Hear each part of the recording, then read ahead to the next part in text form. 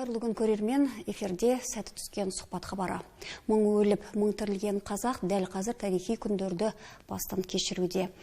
Күні кеше ғана жалпы ұлттық аза тұту күні жарияланды, және де осы қырғында ел бейбітшілігі мен тыныштығы жолында құрбан болған қыршындарымызды қашанда ел ұмытпайтынын білеміз, және де бүгінгі студиямызға келіп жайғасқан қонағымызда осы ел тыныштығы жолында әңгіме өрбітетін болады. Студиямызға келген мейманымызбен таныс болыңыздар. Рахым Бекназаров, тарих ғылымдарының докторы, Құдайберген Жұбанов атындағы Ақтөбе өңірлік университетінің проректоры. Аға, қош келдіңіз біздің студиямызға. Және де бұл жолдарды бар байлығымыз саналатын, ең қымбат қазынамыз саналатын тәуелсіздігіміздің жолындағы ұлы күрес деп айта аламыз ба? Жалпы бұндай қақтығыстар бұрын соңды қай елдерде орын алып еді? Саламатсыздар ма, құрметті көрермендер. Шынымен де қазіргі жағдайда біздің Қазақстан бір керемет тарихи оқиғалардан өтіп жатыр. Бұған бір салыстыра келетіндей, бүгінгі әлемдік тарихта оқиғалар енді дәл осындай сценариймен өтті деп мен енді айта алмауым мүмкін, дегенмен шынымен де ұқсас сәйкестіктер енді бар. Бұл жерде енді бір тоқталатын жайт, жалпы біз Қазақстанда өтіп жатқан мына оқиғаларды тек өзіміздің Қазақстанның бір тарих есебінде қарастырмамыз керек. Бұл бүкіл әлемдік жүйеде не болып жатыр, соның әсер есебінде бірге соны қарастыруымыз керек. Енді көбінесе енді мысалы бұрынғы КСРО дейміз, мына ТМД елдерінде болып жатқан оқиғалармен салыстыратын болсақ, көп жағдайда бұл сценарий сол алғашқы Украинада болған жағдайлармен сәйкестіктер кәдімгідей кездеседі. Бұл жерде әлемдік деңгейде мынау геосаяси, оның ішінде бұрынғы КСРО, оның ішінде мынау Ресей саясатына қарсы жүріп жатқан шаруалардың ықпалында біз кетіп қалдық деген бір ой туындайды. Оның ішінде сол Ресейдің шекарасында дамып жатқан егемендік елдер. Міне батыс сол төңірегіндегі Украинаны алатын болсақ, мен ойлаймын, жалпы мына біздің Қазақстан оңтүстіктегі Ресеймен шекаралас жатқан мемлекеттердің бір тарихын ішіне кіру, одан қалды мына саясатты қандай деңгейде тұрған бір әлемдік деңгейде бір күштер тексеріп жатқан сияқты болып сезім бар енді. Ол біріншіден, екіншіден бұл жерде біз қуанатын жайтымыз, жалпы Қазақстан, оның ішінде билік, оның ішінде президенттік билік өзінің күшін көрсете білді. Бұл нақты тарихи жағдайда оны біз көріп отырмыз. Екіншіден, шынымен де көп жағдайда енді мемлекеттерден салыстырма есебінде қарағанда, бізде Қазақстанда ел өзінің тұрақтылығын көрсете білді. Оның ішінде біз айтып отқан билікті қолдау жағынан.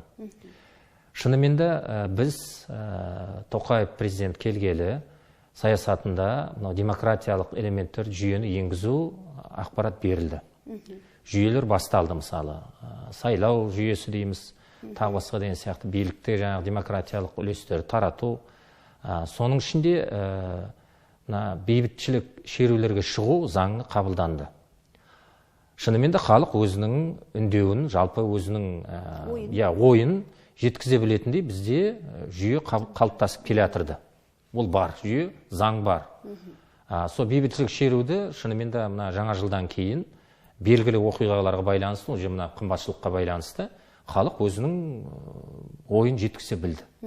Бірақ осы затты мен енді эксперт, бір политолог эксперт есебінде емес, қарапайым халықты осы өкіл есебінде, тарихшы есебінде байқағаным, осыны мен ойлаймын сырт бір ішкі бір істермекен бір нелер пайдаланып кеткен сияқты. Шынымен де ол бар.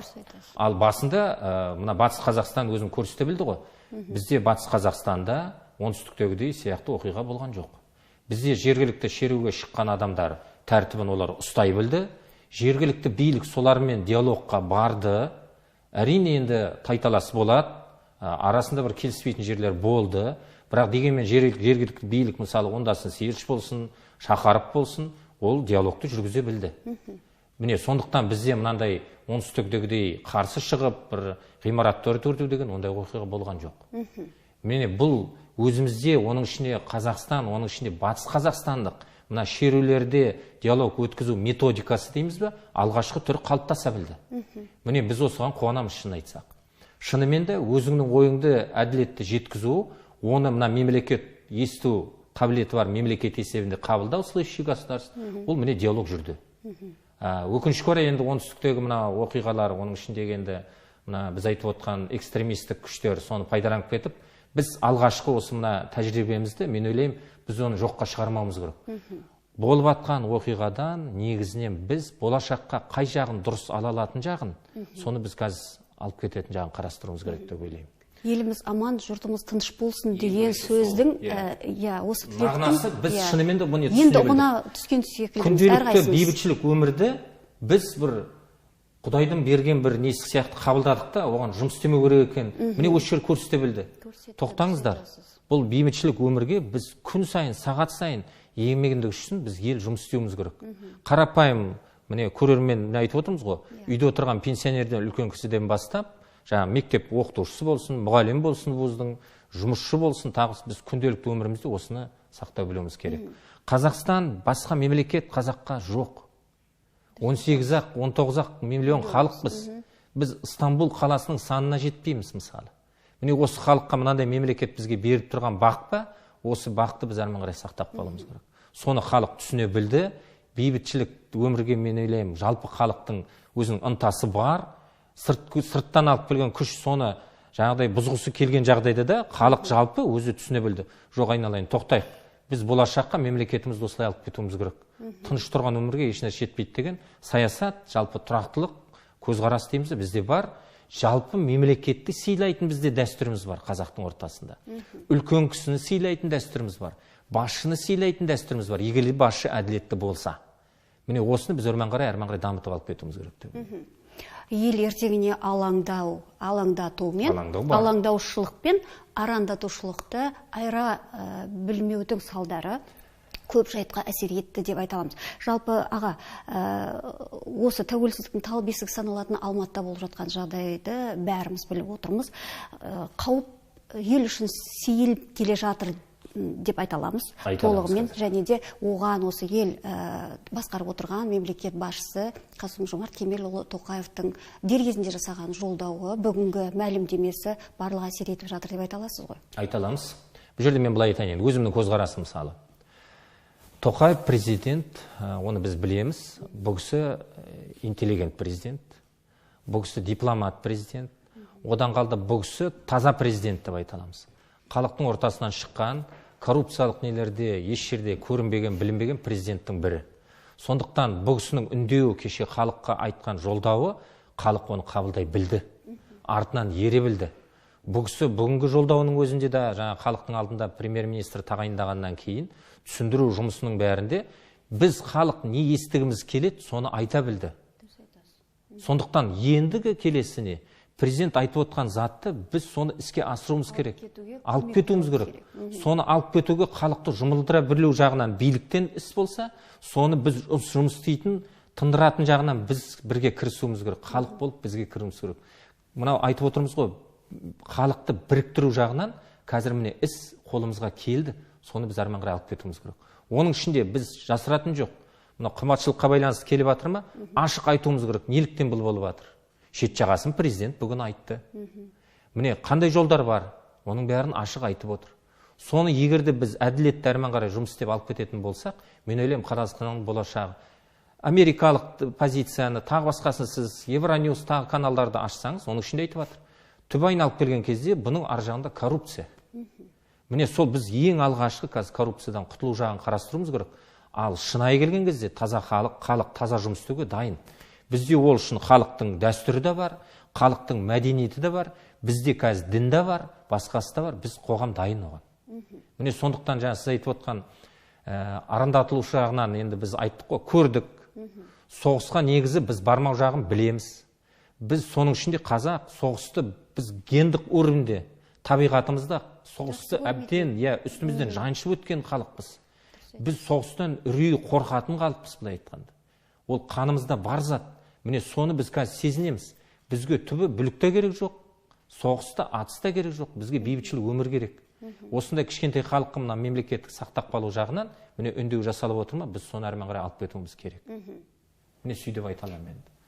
Бұдан қалды тағы да айтатынымыз, жаңа айту дұрыс. Ең бірінші халықтың ішінде сол үрей туғызатын заттарды біз ашық қазір айтуымыз керек. Емдеу жолын түсіндіруіміз керек. Жасыратын жоқ. Енді мына медициналық терминологиямен айтатын болсақ, бұл шихан ғой.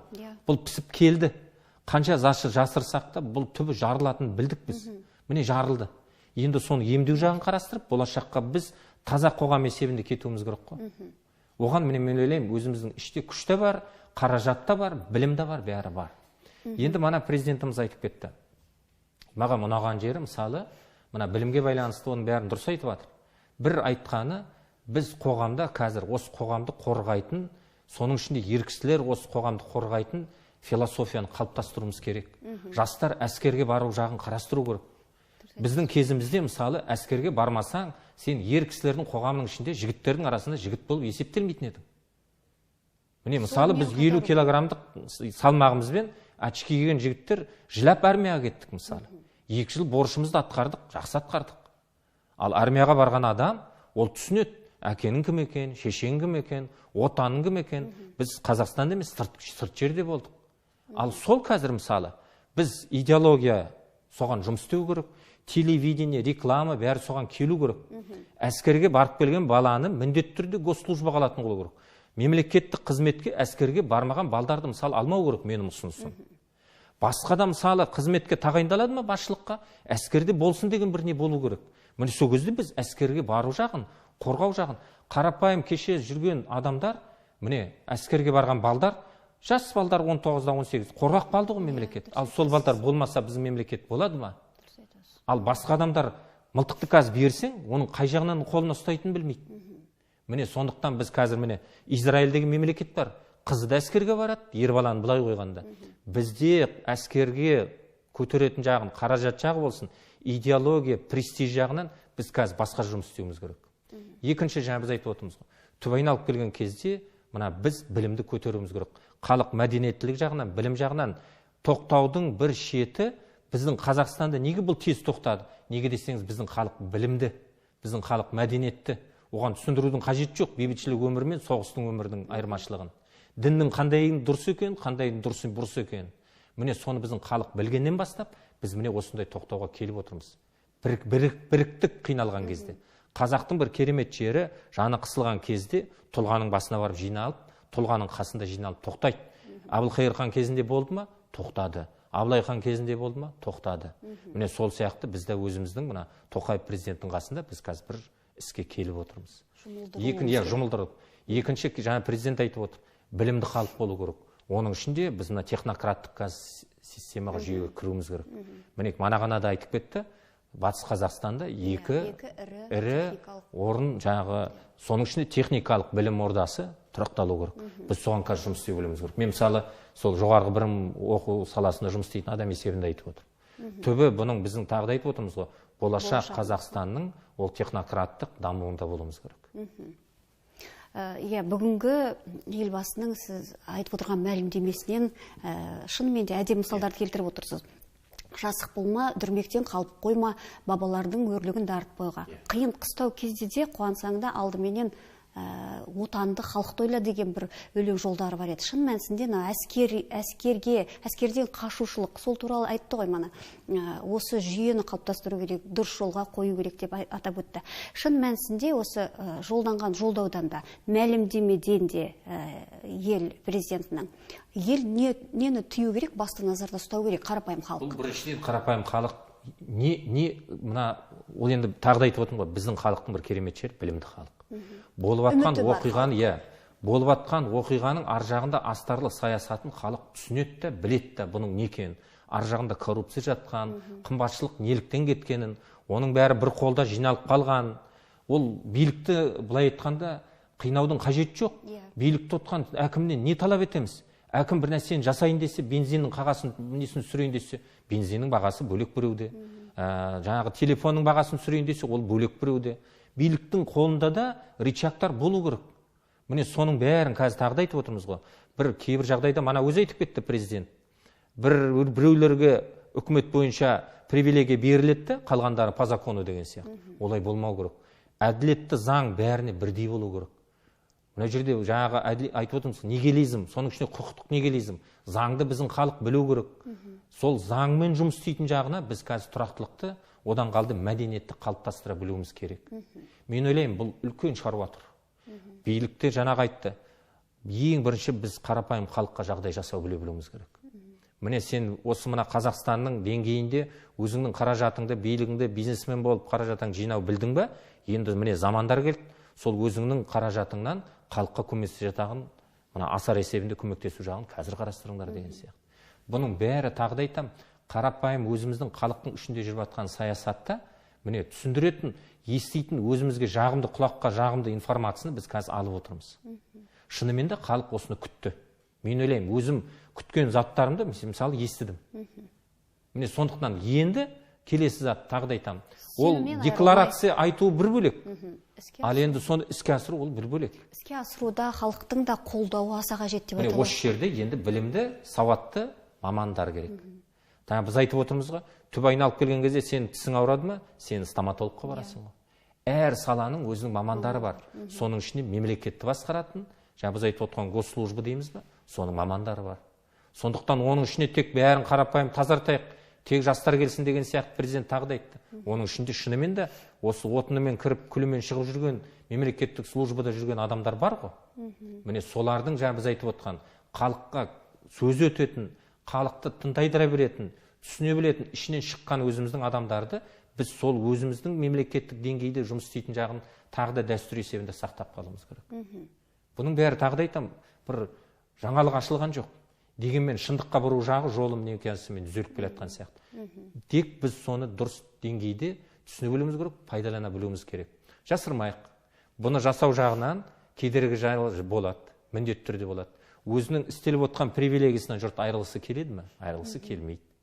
Міне сондықтан біз қазіргі деңгейде әділетті мына заңды пайдалана отыра, осының бәрін біз дамытып алып кетуіміз керек. Ел президенті бұдан бұрында тәуелсіздік бәрінен қымбат деп айтып кетіп еді ғой. Шын мәнісінде елдігімізге, егемендігімізге қатер төнген рас, десек те қауіп сейілді деп отырмыз ғой. Әлі де неден қауіптену керек халық?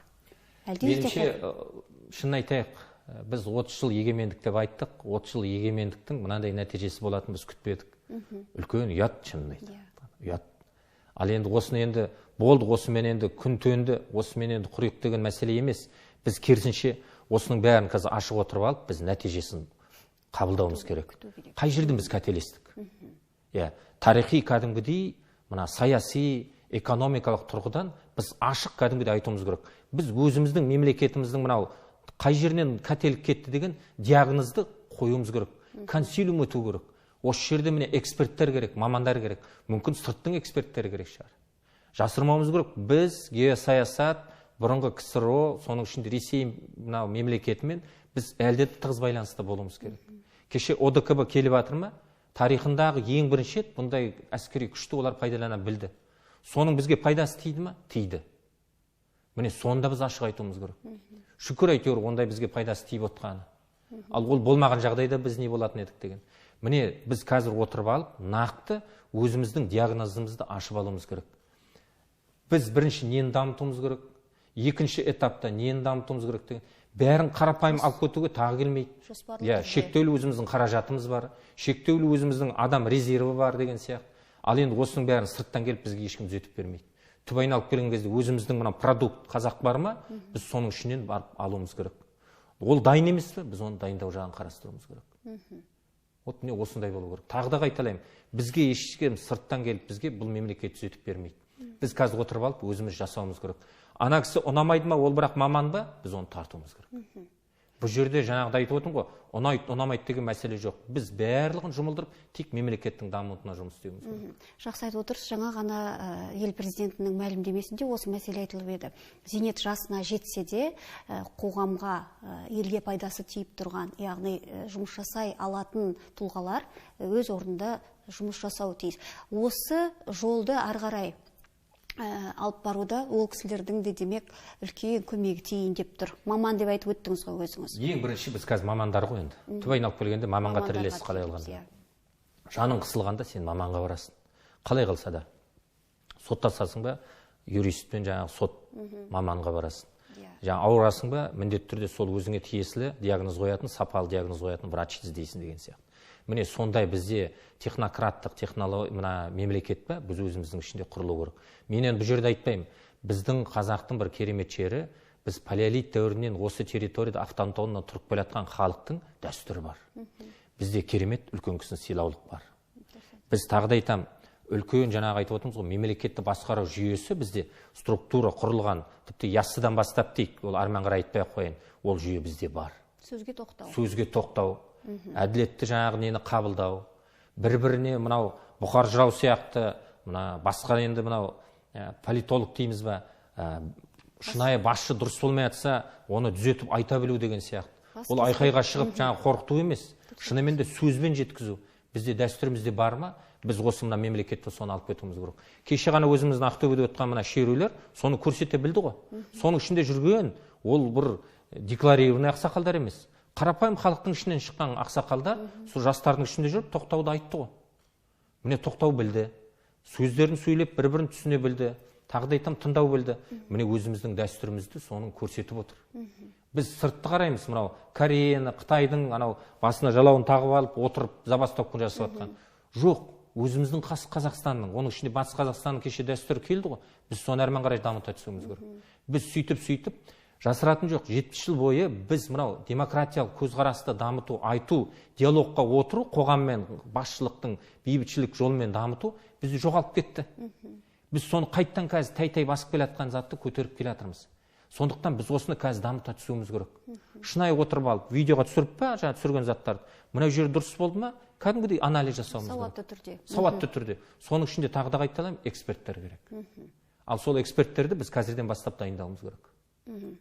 Кез келген қазақ, менің ойымша, тәуелсіздіктің қадірін біледі. Өйткені бабалар аңсап жеткен тәуелсіздіктің қандай байлық екенін біледі. Десек те, кешегі арамдатуға жол беріліп қойылды. Оның ішінде террорлық әрекетке байланысты айтқым келіп отыр. Жалпы террор сарапшылардың пікірінше, террор негізінен әлеуметтік мәселелерден бастау алынады деседі. Экстремизм мен терроризм тақырыбы тек Қазақстан ғана емес, бүкіл әлем бойынша қорқуға болатын дүние деп айта аламыз ғой. Біз айта аламыз оны. Бұл бәрі түп айналып келген кезде бәрі әділетсіздіктен шығады ғой. Біз момын халықпыз. Оны үнемі жанша беруге болмайды. Мына сондықтан мына жай халық кеше көтерген кезде ол өз үндеуін айтты. Тағы да айтамын, бұл жерде біз сол диалогтың бір керемет жері, керек жері. Біз сол бір-бірімізді ұрмай соқпай, сөзбен жеткілу деген сияқты демократияның элементтері келу керек.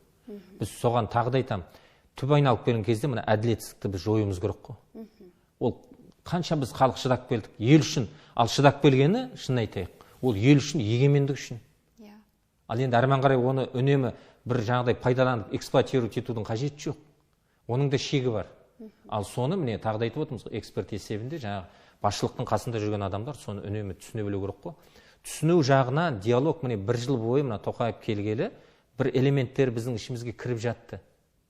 Бірақ енді мен ойлаймын, мына бүгінгі соңғы оқиғалар бұны енді дамыта түседі. Олай біз жайбарақат жүруге қазір бізде мүлдем уақыт жоқ. Бұны жаңа сіз айтып отқандай, сырт нелер әлде де пайдаланады. Жасыратын жоқ, пайдаланады. Неге? Неге десеңіз, әлем деңгейінде әлде де қару-жарақ ол бизнес. Мен бірақ мысал келтірейін. Бір патрон Калашниковтың $2 тұрады. АК Калашников автоматына бір рожок дейді. Ішіне 30 патрон сияды. Сіз ойлап көріңіз, $2-дан $60.